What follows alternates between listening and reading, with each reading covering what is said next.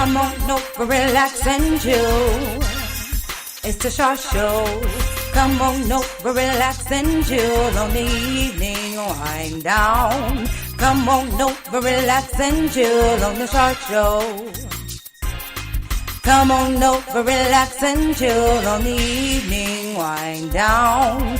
Come on over, relax and chill. It's the Char Show, the Char Show. Hey everybody, it's your girl Char, the Super Chick. I want to thank you all for tuning in. Guess what day it is? That's right, it's Wednesday. We have been talking a little bit about domestic violence, and domestic violence is really real. So this week I think I want to take some time, and we're going to not just talk so serious about stuff.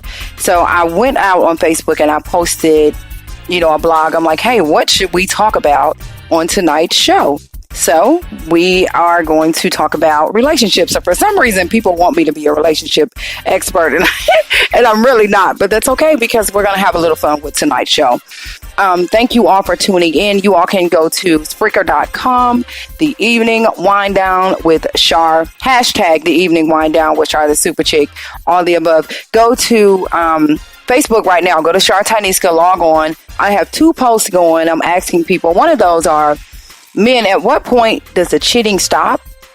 And I mean that in as, how do you know when she is the one? I don't mean like, when do you just stop being a dog? I mean, just like, when do you know that she is the one that's going to make you be like, hey, I'm good. I don't want to do that anymore. So that's what we're going to talk about tonight. And also, I put up another post and I'm like, hey, what should I talk about? My mind has been all over the place this week. It's just been a lot going on. So we're not going to have just such a critical, serious show, but we are going to have a good show. But I want you all to tune in with me. I am going to do the show a little different this time. I'm actually going to do some background music. I have a couple of songs lined up. We're going to have a good time tonight. So I want you all to tune in. Go to Spreaker.com, The Evening Wind Down with Char, the Super Chick. Shouts out to everybody that's logged on Facebook. Shouts out to my co-workers. I don't know if I should say my job, but you ladies, you know who you are. You guys are some of my biggest supporters. Shouts out to Marty Teamer. Shouts out to Horace Augustine. Shouts out to everybody. Greg Thompson, Patrick Sims, Samuel Hunter. You guys are some of my most loyal followers. And you guys, you stick with me. You've been with me since day one, and I really, really appreciate that. So if I forgot anybody, don't charge it to my head. No, don't charge it to my heart. Charge it to my head. Anyway, so I'm going to go right into the topic. The topic that I went to first was, men, at what point does the cheating stop? Like, as in, how do you know when she's the one?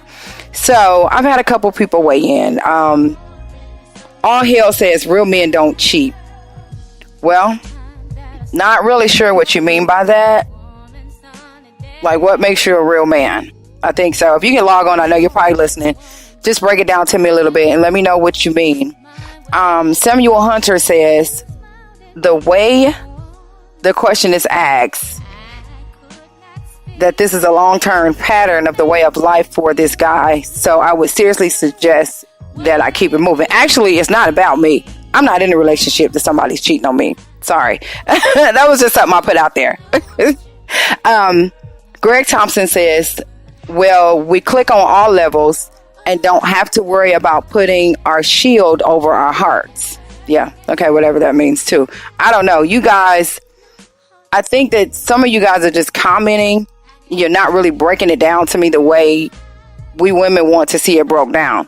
Now, that question came from another young lady. So I just kind of put it out there because I think she's been through a lot of relationships to where she's starting over and over again, but it keeps coming to the point of she'll get in a relationship and then he'll cheat. So Patrick Sam says, when she makes your everyday like the first time you met.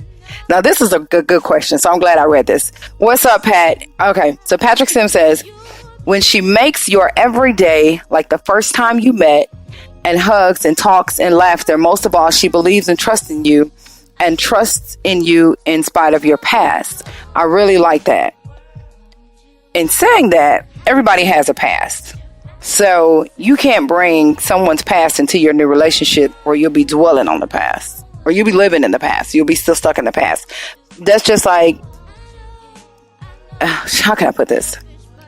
We have all done some things that we regret that we've done in our past relationships. What you learn from them things, so you try your best not to bring them over into your new relationship. So, Patrick, you are so right. We cannot, bring that into new relationships. And I really like that you says that she makes you laugh every day, because your mate should be your best friend. So that's a good one. What do you think? You think so? Yeah, I think so too. So you guys want to weigh in on the topic? You can go to my Facebook. I'm actually live on Facebook right now. So if you go to Facebook, tune in. Let me know what you guys are thinking, because I want to know. I didn't want today's show to be so serious, because lately all my shows have been like really serious. Last week, I actually opened up about my life, some of the things that I've been through in my life. And it took a lot for me to do that. But guess what? Sometimes you have to face your past in order to get over your past.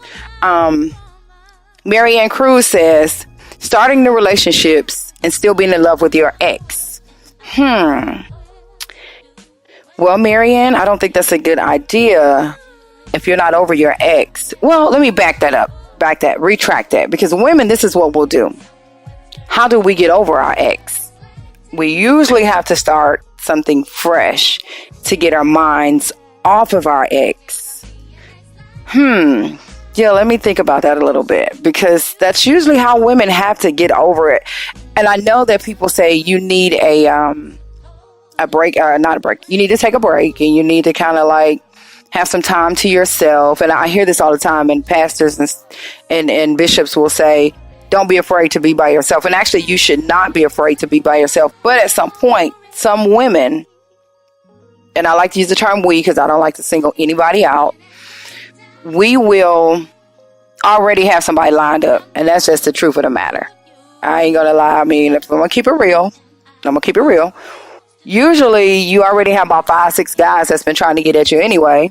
So when that relationship is over, it's really easy for you to turn back to your Instagram, your Facebook, your cell phone, and go through that list and just hit somebody up and be like, hey, and you ain't got to say nothing but hey or yo, and they actually probably been waiting on that. And then the door is open, that even though you're still in love with that ex, it's really easy to get yourself started into something new. But what you should do is, I don't think you should start a relationship. I think you should be honest with that person, and honest enough with yourself to say, I'm just going to date for a while. I need to get this guy out of my system. And if dating is what you have to do to get him out of your system, then that's what you have to do. So I'm not really against it. I've done it myself.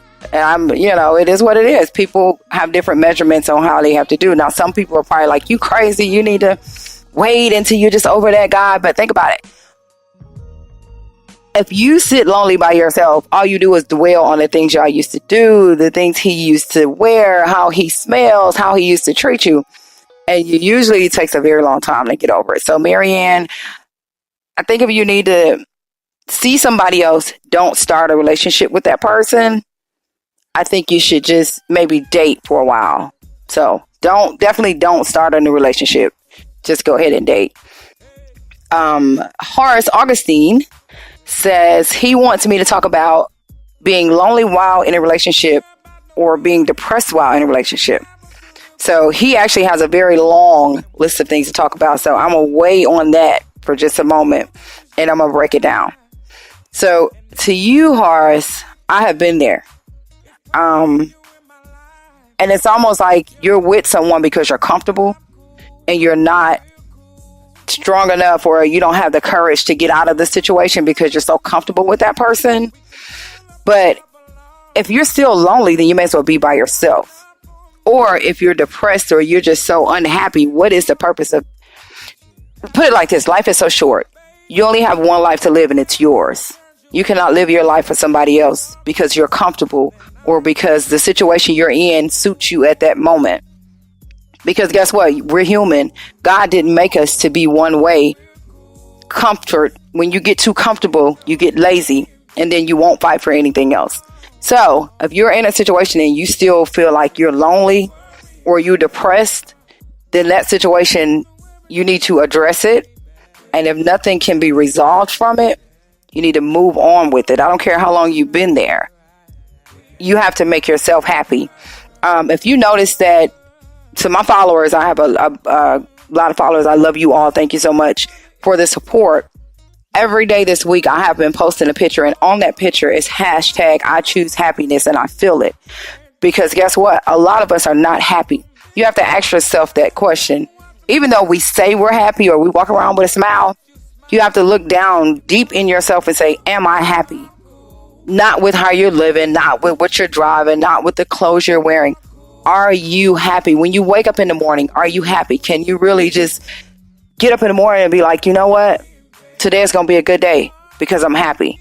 Not because I have a good job or this and that and the third. Because I'm happy from the inside out. So you have to start making yourself happy. So if you're in a situation that you still feel like you're lonely, then what is the purpose of being in that situation? You got to make yourself happy.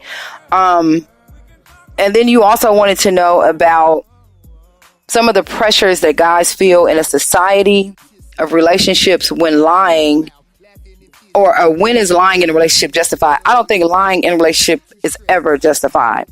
Because for one, we're all adults. What you gonna do? Put me over your knee and whoop me? If I can't come to you as a woman and say, this is how I'm feeling, this makes me unhappy, or XYZ, then we're not good friends. Then, we're not as close as I thought we were, because we should be able to talk about anything.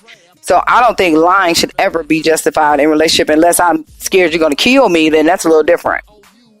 So I think if I'm afraid for my life, then yeah, let me lie. But as far as, I don't know. I don't get that. Text me back and break it down a little bit to me. Let me see. What else did you say? The pressures guys feel in society. What type of pressures do you feel in society? I think as a man, you're going to have a lot of pressures, especially when it comes to relationship. I was riding home today and I was thinking, I was like, you know what? Because again, it took me a very long time, because I came off such a long 2 weeks of talking about domestic violence and stuff like that. It was so hard for me to channel my energy somewhere other than being so serious. So I was like, what am I going to talk about? And it came to me, and I was just like, you know what? I'm going to talk about men. If you work with a woman 24/7, well, not 24/7. The average work day is how long is the average work day? I would say 9 hours. You're working next to a woman for 9 hours every single day. The temptation is going to be there.